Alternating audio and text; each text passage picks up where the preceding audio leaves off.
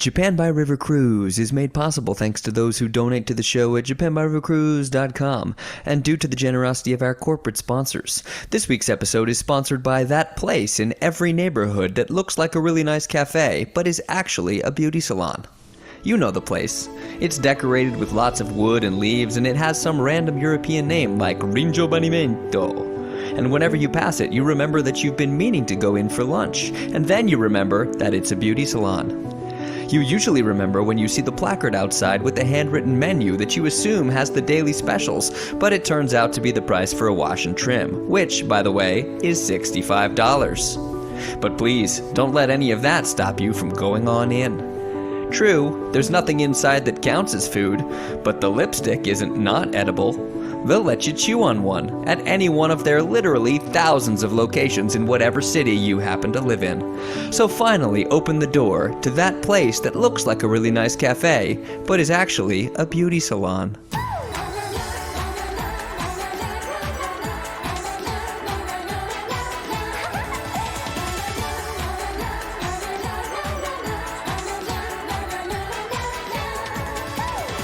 Hello, Brian, and welcome back to Japan by River Cruise. I'm Bobby Judo. And I'm Ollie Horn. And joining us this week is Anne Crescini, who has written extensively on Wasei-Eigo, pseudo-anglicisms that are coined in Japan. Anne is also a professor, a fellow TV personality, and an etymologist. Etymologist means word studier, Brian.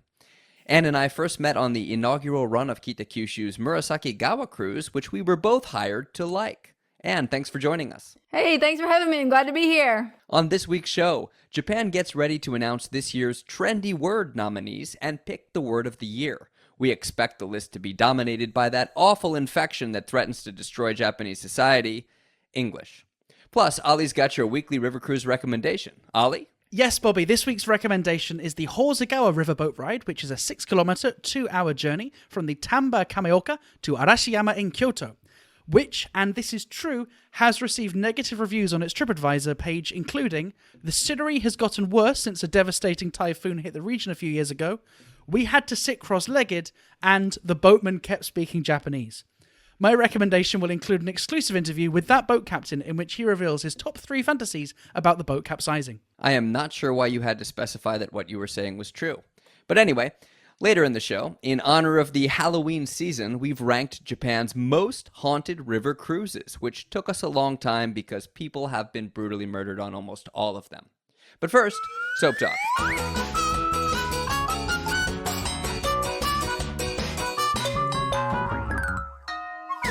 Anne, you are American and you work as a TV personality. Have you been asked to explain the U.S. election on TV yet? I'm actually getting ready to do it this weekend. I'm getting ready.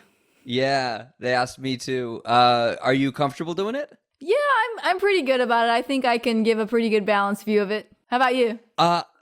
Definitely not balanced. I'm very biased. and I mentioned, I was like, ちょっと熱くなるかもしれない. When they were asking me, like, the uchiwase, I was very clear that I was not happy about the possibility that Trump will be reelected. And I was like, should I tone it down? And they were like, no, you're American. It's your country. This is like, if you care about it, you can be passionate.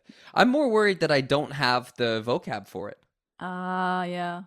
Are you good with like political vocab? Yeah. How do you say grab them by the pussy in Japanese? No comment on that one. I think my Japanese is pretty good for that. I mean, I'm not great. I have done a little bit of studying on it, but I mean, I'm like you. I just get really, really atsuku katarimasu. Like I talk really excitedly about this topic because it's just, I can't stand it. Like I look at America and I'm like, what the heck is going on in my home country? Yeah. You know? You're from Virginia? Yeah, I'm from Virginia. Okay. Yeah. And Virginia, I think, is like traditionally Republican except for Trump. It is. And I was brought up in just a staunch Republican family. And, we live in the Bible Belt, and I was brought up in a very evangelical Christian family. And my family has always voted Republican, always voted for Trump. And I think the thing with this election is the way I'm feeling. I think a lot of people are feeling like, wait a minute, am I going to vote for this guy just because, he has 1 or 2 policies that I might happen to agree with? You know what I mean? We're talking about Biden here, right? Yeah. I think a lot of voters are going, am I going to have to vote for this guy just because he has one or two policies that I agree with? Plus the fact that he's not I think Trump. you could go either way on that one. But I think, if Trump loses it, it's going to be a lot of the reasons because he's going to lose a lot of the evangelical Christian vote, which has always been with the Republican Party. And I think people like me are just totally exasperated and like, enough is enough of this guy, Yeah. So, And you can say all that in Japanese? Yeah. But I don't know if I'm going to say all of that on TV. I get thrown off by stuff like I don't know, like, what's the word for campaign? I always end up saying campaign, but campaign doesn't mean campaign in Japanese. I think it's like senkyo katsudo, maybe. Say something like that. Yeah. Your But like, how do you say election campaign activities. rally? Like, I was trying to talk about all the how Trump went to a campaign rally right after he got diagnosed with COVID, and I was like, how would you say rally? I didn't know how to say that. But I think it's just kind of Atsumari or something. Shukai, like maybe. Atsumari or Shukai, yeah. Yeah. But yeah, it makes it sound so nice. And Atsumari sounds lovely. It's like friends gathering around a campfire. I was in Tokyo a little bit ago, and I was watching CNN for the first time in forever, and I was just like, oh my goodness, where is my home country and what has happened, And I just like, gosh, it's just really hard to watch. It's really sad. Do you get a sense that what's happening in America is so wild that it simply can't be explained? Like, you're basically having to just quickly explain the season finale when nothing makes sense. Yeah, I think that's pretty much like it, with all the different stuff going on with Corona, with the election, with all the racial issues going on. I think it's just like out of a horror story, and I just Speaking of weird, awkward relationships, Ali, whatever happened with your Japanese roommate? I now don't even have an opportunity to speak to him. He's now so reclusive. And if you're not aware, basically, that I'm living with a Japanese roommate, and I've done so now for the last 6 weeks. And I've missed the opportunity to greet myself in Japanese and become his friend by speaking his language. And now it's kind of gotten weird that if I were to announce this, he'd be like, "Why have you been hiding this from me?" Oh, so you're speaking in English? I'm not speaking to him at all now. Like, he's just not very friendly. And like a couple of like really weird things have happened. One of which is he or someone that he knows left a naughty sex toy in the bathroom, which I didn't want to bring up, but that was later removed like a day later. And so, like, just enough weird stuff has happened that I think he just wants to keep his distance from me, and I want to keep my distance from him. So now, as a listenership, we are now deciding how we fuck with this guy. So eventually I'm going to leave this apartment, and we are going to reveal that I speak Japanese, and we're going to somehow blame him for it. And so what we've come up with now is I'm going to bump into him and say something in Japanese, and we're now kind of working out like what I'm going to say. But honestly, I think I can wait this out. I'm just not speaking to him at all. I think you should act like you've come across the word hikikomori in trying to understand him. Be like, I looked up, like, do Japanese people just not talk to their roommates? And I found the word hikikomori, and it sent me down this rabbit hole of Japanese language learning, and now I'm fluent. Yeah. It sounds like a plan. But I mean, yeah, keep the suggestions coming. Eventually we're gonna fuck with this guy. But yeah, I mean, put it this way, he's not my new bestie. Bobby, don't worry, I'm not gonna have a new podcast co-host by the end of this stint in this Airbnb. You're not going to have the current podcast host if you keep being so profane. You've dropped more F-bombs in this episode than you have in the rest of the show. That's true. We can beat them out. It is a bad thing that I'm swearing because we might be putting people off. We've got some new coffee buyers.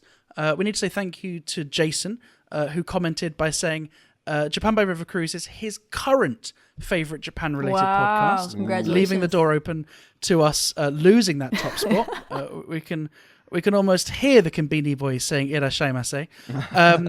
Also, we need to say thank you to Tim, who's a big supporter of the show, Oleg, and a guy called Do, all of which have bought us coffees. If you'd like to support the show, the best way to do so is to buy us a coffee. You can do so at buymeacoffee.com/Japan by River Cruise. And huge thank you to Oleg, who was our last guest. He was the guest on our show last week, and I guess he enjoyed being on the show so much that he went on to subscribe to the show at full price. Thank you so much, Oleg, and no pressure. No pressure at all. No pressure at all. Just to be clear, he wanted to hear the extras, and I said that I wouldn't send them unless he paid for them like everyone else. Bobby, shall we take a look at the news?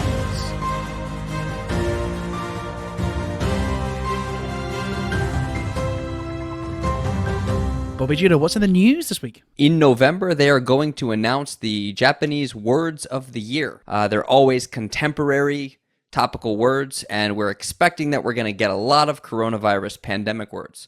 We wanted to talk to Anne about whether or not she thinks we're going to see some of the pandemic-related Wasei-Eigo dominating the list this year. Well, first of all, let's talk about exactly what is Wasei-Eigo. I think a lot of people have a little bit of a misunderstanding, perhaps, of what it is.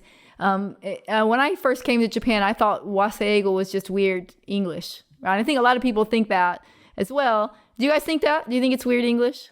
Well, it is. But well, you hear like actually, That is what it is. I think even Japanese people do this because people will use like katakana eigo and wasei-eigo interchangeably. Katakana eigo is like the katakana pronunciation of English words. Sure. So like sarada instead of salad. Right. But some people might think that's wasei-eigo. Right. There's an overall term called gairaigo, which is foreign loan words, and that what you would be called the katakana, and that's words that are borrowed from Western languages, right? Words like you said, like ice cream and hamburger. They just change the pronunciation. Sexual harassment. Yeah, exactly. And that's about 10% of the Japanese vocabulary, which is pretty high compared to other languages. Now, wasei-eigo is actually a different category of words. It's words that have been actually made up. They sound like English, and they may have their origin in English, but they're actually not understood by native English speakers. Let me just explain this in terms that Ali can understand really easily. It's like how yoshoku is just a kind of Japanese food. It's like they call it Western food in Japanese, but it means things like Napolitan pasta, which is not a real pasta anywhere outside of Japan. Or the Western style toilet, which has never actually appeared in the West. Exactly. But, I actually think that wasei-eigo is actually not Japanese or not English. It's actually Japanese. Because when a word is borrowed into Japanese, it ceases to be English or any other language. And so its purpose is for Japanese speakers to communicate with each other, right? That's what it's for. Right. And then for a native English speaker, this presents what's known as a false friend, right? I remember my French teacher always talking about les faux amis, which is, you hear the words librairie and you think, oh, that must mean library. But actually, that's not what it means in French. It means bookstore, right? And so you've kind of got to, Or like embarazada in Spanish, which means pregnant. And sometimes these words come from nowhere, right? Like this sounds like it's a joke, but I promise you it's not. I remember when my ex-girlfriends first started talking about consent, and I was like, I thought we're well past that. But of course, she was talking about a power cord, right? Right. Not the fact that she was withdrawing consent from me. The Japanese word for power cord is consento. Exactly. This was a joke that I did on stage. I had a set of bad one-liners, and it was, did you know that stealing electricity in Japan is technically a sex crime?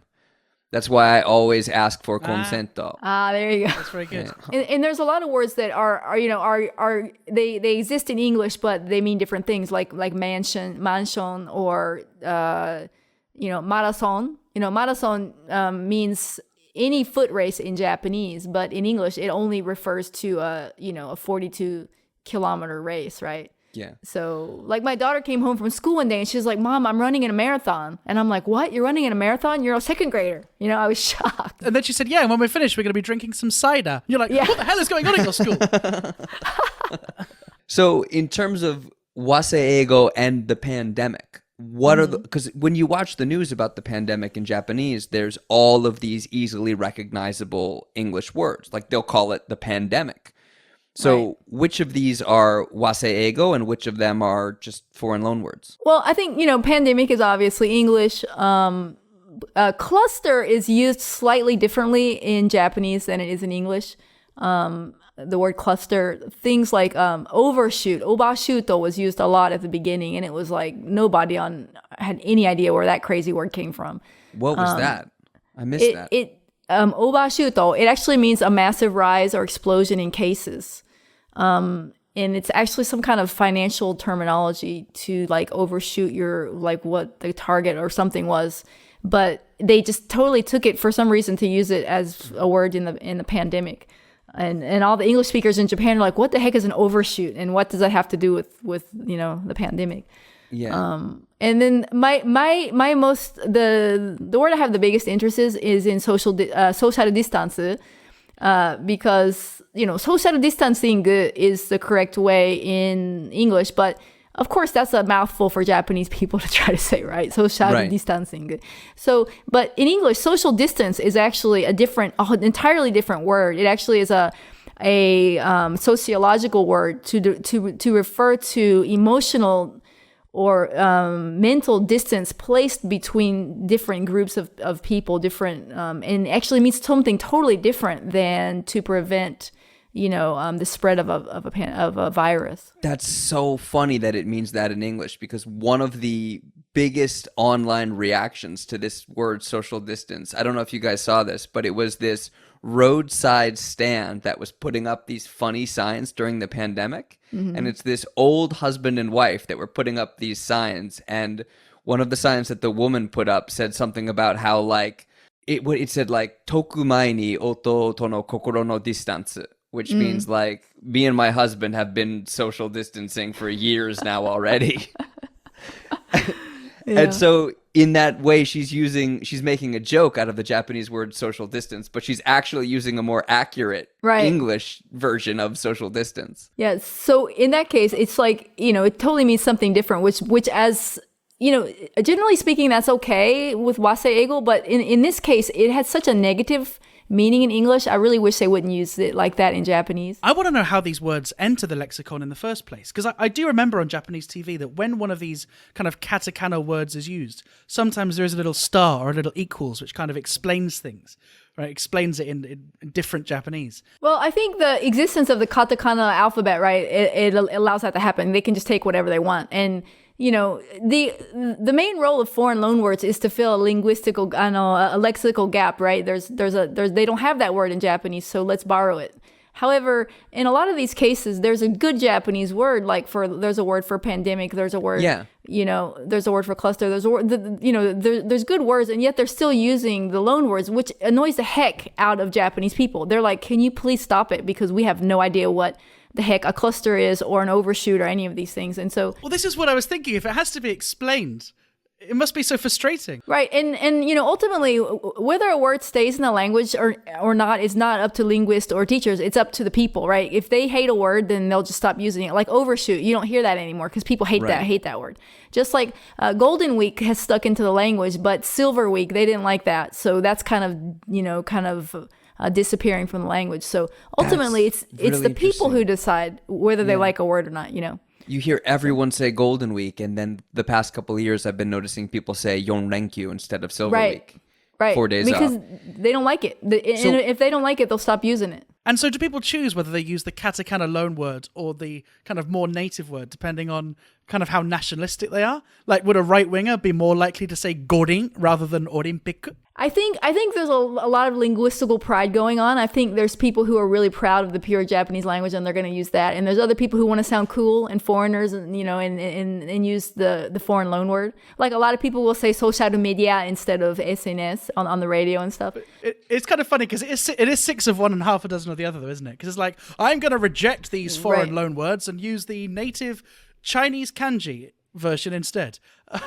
They're borrowing from somewhere, right? Yeah. I think what it is there, this is a once in 100-year event, and so these words are not even used in Japanese usually. Like when was the last time you said no ko seishoku ever in English or Japanese? Like close contact with other people, or like you just don't say these words unless you're in a very erotic situation usually. Yeah, no, I mean, right? I think that's a service option. That's a menu option on certain certain clubs. But it's just these words are not. This is a once in a 100-year event, and so they're not used to the words in Japanese either. The words for pandemic or cluster or social. Shakai teki kyori, like you said.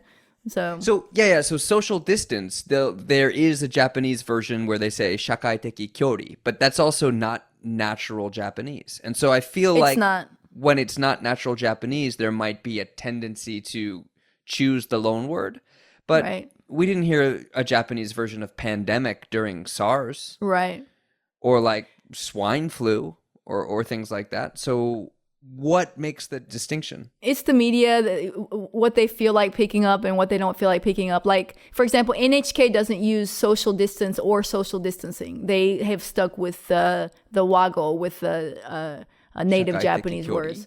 Right. Or kyori o akimashou, or, those kind of like simple ways to say it. So it's a standard distance. Right. And this is the point, right? That it often is just down to one journalist deciding what they're going to stick on the screen. Exactly. I remember when we got media coverage for our stand-up comedy club back in 2014, a journalist from the Nishinihon Shimbun said, am I spelling this stand-up comedy or stand-up comedy?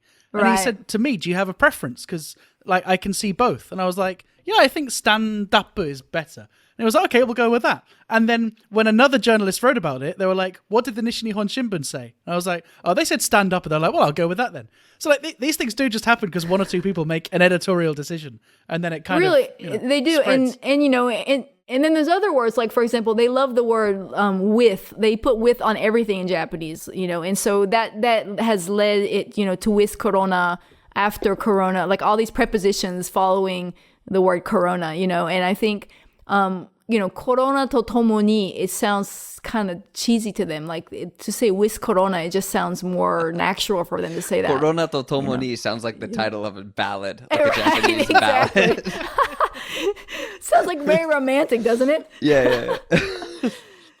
So a lot of times the Japanese words sound cheesy to them or unnatural, and the foreign words sound a lot more exotic, So I had this trouble with the idea of ouchi jikan. So in America, what they called like the stay home period. They don't call it that.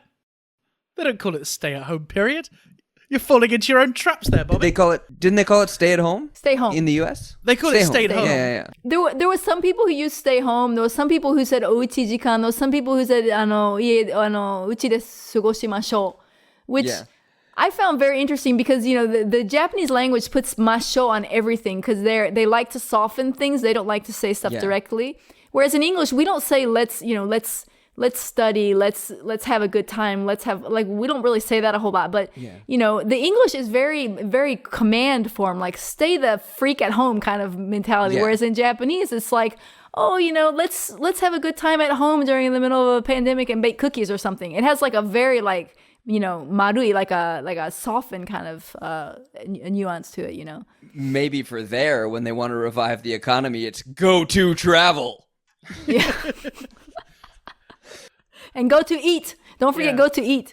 They could have softened that then. They could have had the best of both worlds and said, let's go to eat. Yeah. So my issue would be that I wanted to say something like during lockdown, but I couldn't say lockdown because even though I think they would recognize the katakana eigo rokudown, we didn't really have a lockdown in Japan. So I couldn't say during lockdown. And I was like, so I said, what should I say? During what? And I would say, I would say jishuku kikan, right? Yeah. Jishuku kikan, yeah. But my instinct would be like, do I say during ouchi jikan? Well, that just sounds so weird. That just sounds Yeah, It so sounds a bit childish, right? perverted, doesn't it? It sounds like the pet name that you have with your wife for hanky panky. Seriously. During my at-home time. Yeah. But so it was like, jishuku kikanchu or kinkyu jitai sengen ga dasarete iru aida. But it gets like super technical and super formal right away. Right. But even in English, words have changed based on the pandemic. Like the word lockdown used to mean only for like a shooting incident, right? There would be a shooting incident in a school and they would say the school is on lockdown. The whole idea of being locked down, you know what I mean? The whole idea of being locked down I know exactly what you mean. It's just so sad that America's base level was school shooting. Yeah, right. I never thought about it like that, but you're exactly right. Yeah. But I mean, this word was never used for a pandemic before this whole event, So words change based on cultural events, based on social problems. That's, language is alive and it's always going to be changing, and So if we had to try to guess which of these current Wasei-Eigo words that are growing out of the pandemic are going to be showing up on this year's list, which words do we think we can see? I mean, as far as Wasei-Eigo, the only Wasei-Eigo words that I've found that have come out of this whole thing are overshoot and korohara. Do you know korohara? Corona harassment. Yeah. Right. Oh, that's cool. What does that mean? Corona harassmento. It's like where you blame the victim for getting infected and you think it's their fault and you bully them for being infected with the coronavirus. Or you discriminate against them. You discriminate against them. It's a very big problem in Japan. Wow. I saw a survey that said 10% of Japanese people believe the patient, the infected person is in the wrong. It's their fault. But in the States, only 1% of people feel that way. So it's definitely a cultural trend. I mean, we don't even have a word for that in English, but they had to make a word for it in Japanese, right? Korohara, right? I mean, I don't want to say that people who are blaming the people who get infected are in the right or anything like that, but also that person should not have gone to that host bar. Just saying, right? What about with Corona, or what about the way they use remote? With Corona, remote, remote work is actually English. I think I think it's actually going to be more of a word like, I think probably jishuku would be more of a candidate to win, jishuku, or maybe pandemic. That's used a whole lot. Cluster. Yeah. Is remote used the way that it's used? Because if you say remote work or remote learning or something like that, I understand. But they'll say remote suru to mean like to FaceTime somebody. They also say telework as well, right? Yeah, telework. They'll say telework. Yeah. There's a tendency in Wasei-Eigo to make an adjective into a noun. Like you see it often with like live. Yeah. With front. Like and they've done the same thing with remote. They've made an adjective into a noun, and they also do it with social distancing. I don't know if you've noticed, Bobby, in all the talents who are doing the locate, like they'll say sosaru. They've shortened social distance to social, which is another phenomenon in itself, I think. Yeah, so especially we see it in the TV industry because all of the remote shutsuen, which means appearing on TV remotely, just became remoto. So like today's work is remoto. And then the same thing, once they stop doing remote, like you have to be aware of social when you're out and interacting with people. Which is a trend, to the Japanese people love to shorten everything. I mean, that's one of the trends that's one of the trademarks of Japanese, So are we fairly confident that a Wasei-Eigo word is going to make the word of the year list? Yeah, I think there'll be some on the list. So I think with Corona will probably be on the list. I think for sure social distance will be on the list. Maybe Korohara, but I don't know if they will win, but I definitely think they'll be nominated for sure. They'll be in the list of nominees for sure. Yeah. Remote, social distance. I'm sure pandemic, even if we don't technically count that as Wasei-Eigo. And you're not feeling confident that one's going to take the grand prize this year? I don't know. If I had to pick one Wasei-Eigo word that might win the grand prize, I think I'd probably pick social distance because it's just such a huge part of society. Well, I mean, we ought to remember that a lot of times they choose these without being creative or original at all. So it's entirely possible that the word of the year this year might just literally be Shingata coronavirus. I could just picture the scene now in the committee as they shed a tear as they write Shingata coronavirus in the spot where they'd etched in gold, Tokyo Olympic boom.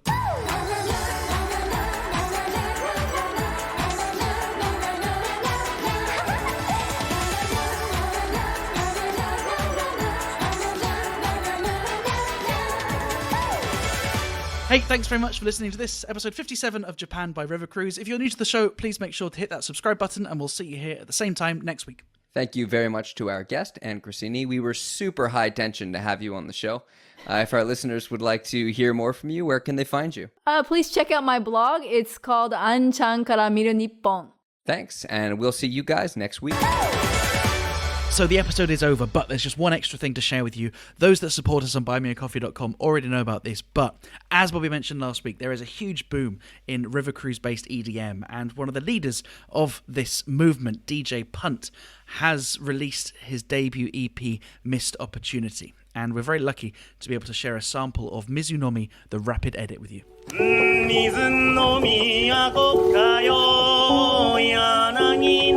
街かいよいよいめかしこいし五条かなまり